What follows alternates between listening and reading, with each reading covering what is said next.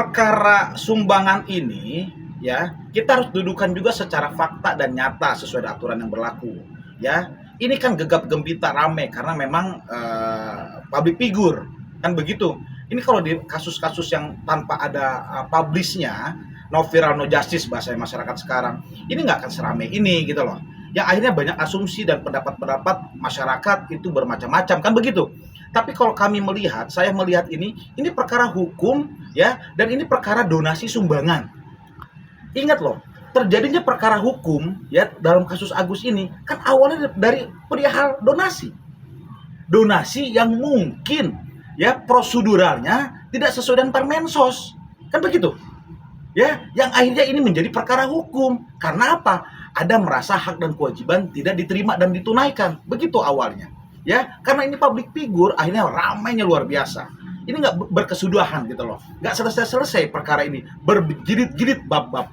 Ini kan juga akhirnya masyarakat jengah juga, jenuh melihat ini sampai mana endingnya. Cuma hemat saya dari perkara ini dari awal saya sampaikan perlu adanya pendampingan ya itu dengan Kemensos.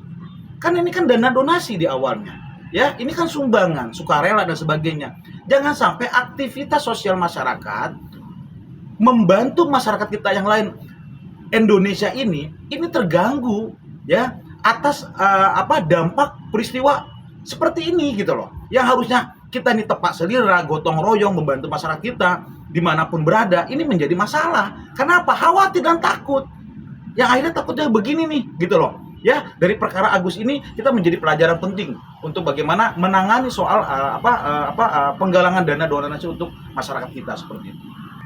Ketika ini menjadi dispute, perselisihan dan permasalahan hukum, siapa otoritas yang bisa menangani mengenai donasi? Ya Kemensos. Permensos nomor 8 itu tetap mengacu itu semua, undang-undang pun mengacu itu semua. Gitu loh. Bahkan beberapa pasal-pasal perdata pun ya mengenai perbuatan-perbuatan seperti ini pun diatur. Jadi langkah mungkin ya, langkah seperti Densu ya dengan Gary ketua yayasan yang akhirnya mengalihkan donasi yang harusnya untuk Agus itu kepada lewat korban bencana musibah gunung berapi di NTT sana. Itu masyarakat kita. Ya, tetapi saya punya keyakinan apakah ini sesuai dengan peraturan? Kan begitu. Ya, ini juga jadi juga pertanyaan bagi kita. Seingat saya, mereka ini sudah mengkonsultasikan ke Kemensos. Tandanya apa? Ketika Kemensos memberikan persetujuan rekom ya untuk melakukan kegiatan donasi dan penyaluran donasi dari dana yang ada untuk Agus yang sebenarnya di awal itu disahkan oleh Kemensos, clear ini mas, nggak ada masalah lagi, gitu loh. Makanya akhirnya apa? Mungkin Densu dengan saudara Gary ini melakukan perbuatan itu, ya. Saya pikir ini kan untuk bantuan masyarakat, mas, sosial.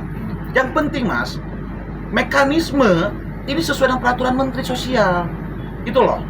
Jadi jangan sampai ini salah, ya. Sekarang kan mereka sudah ada urun rembuk, ada panggilan, ada interview, ada diskusi dengan Kemensos. Ya akhirnya Kemensos membimbing, membina, ya agar ini loh yang benar sesuai peraturannya. Lakukanlah ini, lakukanlah itu. Nah ini yang terjadi, yang saya lihat. Semoga itu betul-betul yang terjadi adalah memang mereka sudah ada konsultasi dan pendampingan dari Kemensos seperti itu. Tadi di awal, ini perihal donasi saling bantu masyarakat. Karena tidak sesuai mekanisme misalkan, ya akhirnya menjadi perkara hukum mas. Dan ini berlanjut juga jadi perkara hukum lagi. Ya, saudara Agus dengan PH-nya itu melaporkan Densu dan saudara Gary terkait pengalokasian penyaluran donasi tadi yang seharusnya untuk Agus akhirnya kepada musibah bencana gunung berapi di NTT. Silakan diuji oleh penyidik apakah diterima laporannya. Ini juga saya harapan ya Kemensos pun memberikan edukasi kepada aparat hukum ya mengenai juklak atau petunjuk pelaksana teknis dalam penyaluran donasi, peraturan donasi. Ini juga harus dipahami oleh aparatur hukum. Jadi jangan sampai ini pelajaran penting ya. Perkara-perkara seperti ini harus juklatnya jelas mas, agar nanti Polda, Polres atau Polsek misalkan ini ya, ketika menerima laporan yang sifatnya adalah seperti ini bisa ditelaah terlebih dahulu sebelum diterima laporannya. Kan mekanisme acara pidana ya, proses penyelidikan dan penyidikan per Kapolri, ketika ada laporan dari masyarakat ya harus di follow up gitu loh. Ini terus-terusan nantinya gitu loh. Ini harus kita ada kepastian hukum lah. Harapan saya Kemensos bisa memberikan juknis yang lengkap kepada pihak aparatur hukum kita.